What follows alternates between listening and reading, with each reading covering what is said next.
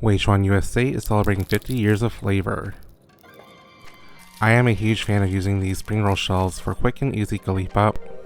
So for the filling, I've got finely diced sweet potatoes and minced chicken thighs.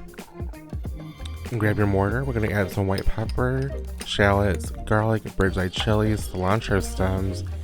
Give it a good pound, and then once you get a nice paste going on, add your favorite curry powder and give it a good mix. Next, we're going to saute all of our ingredients together and season it with fish sauce, oyster sauce, palm sugar, and MSG to taste. Once it's all done, let it cool. And now the fun part, assembling our karipap. As you can see, years of passing notes in class is seriously starting to pay off. Once you're done wrapping, let's fry up your karipap until they're golden brown, just like me. And for a quick sauce, let's use some Greek yogurt, lime, salt, MSG, sweetener, garlic and shallot, cilantro, blend it all up. And there you have it, guys. Karipap, the full recipe is in the caption.